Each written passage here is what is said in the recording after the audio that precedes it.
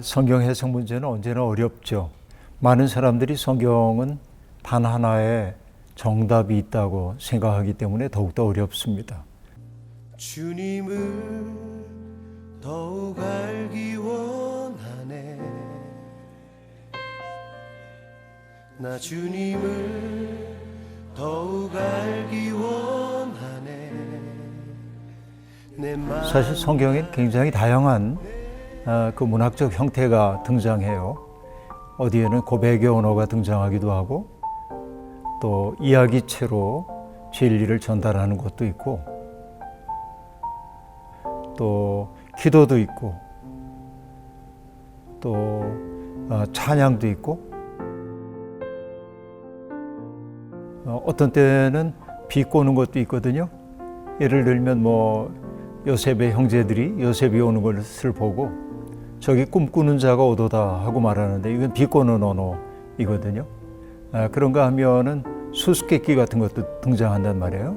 예를 들면 삼손이 냈던 먹는 자에게서 먹는 것이 나오고 강한 자에게서 단 것이 나왔다. 이런 거 수수께끼거든요. 또 패러디도 나옵니다. 왕의 어전에서 벌어졌던 일이 하늘 궁전에서 벌어지는 것처럼 얘기하고, 그러니까 이런 성경이 가지고 있는 굉장히 다양한 층위의 그 언어들, 또 그 언어들이 어떻게 발화되고 어떤 맥락 속에서 전달되고 있는지에 대한 공부를 해야 하기 때문에 성경을 해석한다는 것은 만만한 과제는 아닙니다. 그래서 목사들은 언제나 성경을 면밀하게 연구를 해야 되고요. 그러니까 문자적 의미는 뭔지, 또 그것이 어떤 사실의 언어로 기록되어 있는지 이거를 먼저 확인할 필요가 있고, 가장 중요한 것은 그 성경의 메시지가 전달되던 그 삶의 자리가 어떠했는지를 이해하는 것이 가장 중요하고, 나중에는 그것이 어떻게 우리의 삶 속에 적용될 수 있는지, 조금 어렵게 얘기하면은 우리의 삶 속에서 어떻게 재맥락화할 수 있는지, 이런 다양한 고민들을 해야 하기 때문에 성경 해석은 간단하지는 않습니다.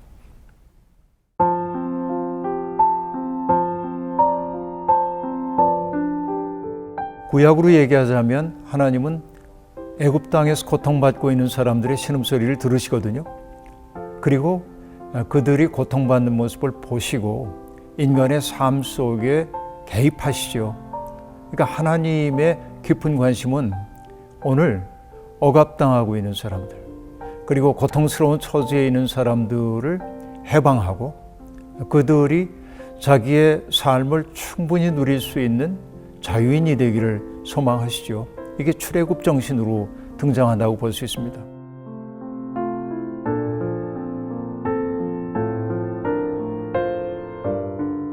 일상생활에서도 우리를 얽어매는 것들이 참 많이 있죠. 세상의 가치관들이죠.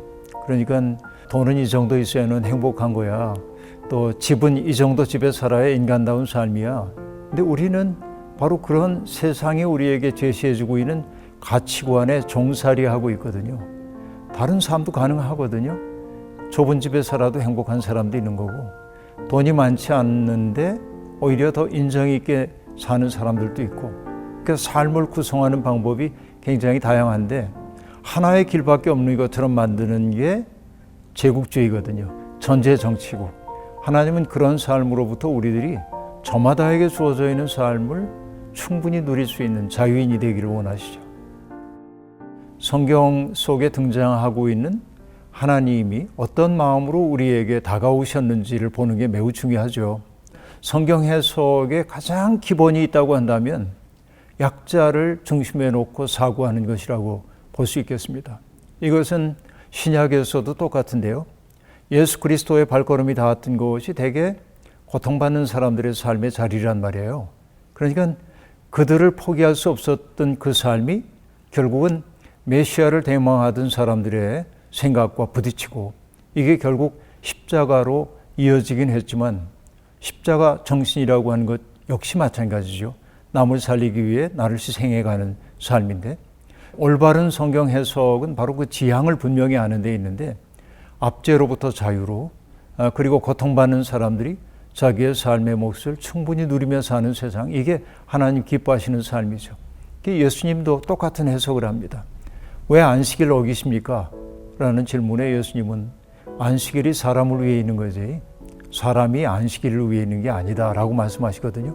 이게 올바른 해석의 방향이죠.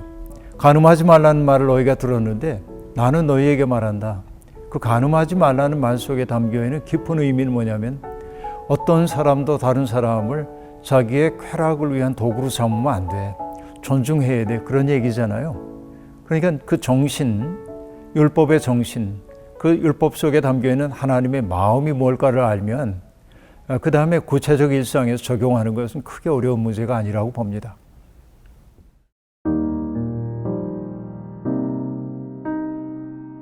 성경을 공부하는데 가장 중요한 것은 자기 마음대로 하면 안 된다는 거예요. 사람들이 성경을 보다가 자기 마음에 드는 구절이 있으면 밑줄을 긋거든요. 그런데 자기가 가지고 있는 기본적인 생각에 맞지 않는 이야기가 나오면 불편해하고 건너뛰고 하는 경우가 있습니다. 이러면은 마치 성경을 편식하는 것 같아서 성경을 바르게 이해할 수가 없죠. 무엇보다도 중요한 것은 좋은 공동체 속에 일단 속해야 한다고 생각을 해요.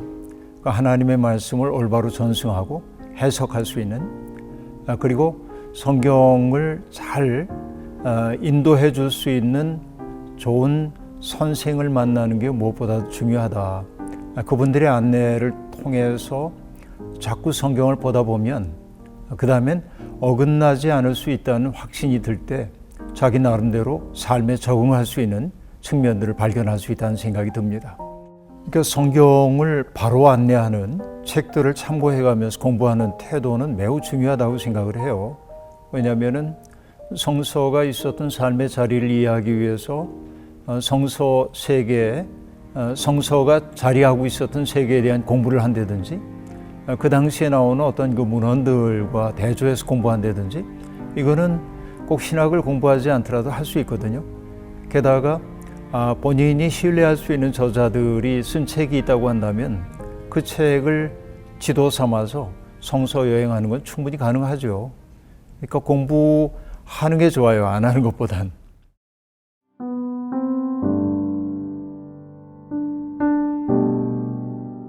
그분들은 또 그렇게 그저 신뢰할 수 있는 목사님들의 말씀에 의지해서 깨달음이 오는 대로 살면 되죠. 굳이 모두가 다 전문가가 되어야 할 이유는 없습니다. 왜냐하면 어떤 분은 한마디 말씀 때문에 인생이 바뀐 분도 있거든요. 예를 들면 태초에 하나님이 천지를 창조하시니라 이 말씀이 대부분의 사람들에게는 그냥 평범하게 들릴 수도 있어요. 그러나 천지가 개벽되는 것 같은 충격을 느끼고 그것 때문에 삶을 완전히 바꾼 사람도 있습니다. 또 우리 교회에 나오셨던 지금 세상 떠났습니다마는 중국에 살다 온 우리 교포분이 계세요. 한글을 전혀 모르던 분인데 옆집에 있는 조그만 책 하나를 발견하고 그 책을 빌려서 한글 공부를 했어요. 마침 그게 성경이었습니다. 근데 이분이 깊은 감명을 받은 건 뭐냐? 어릴 때 아버지가 세상 떠났거든요. 고아로 살았어요.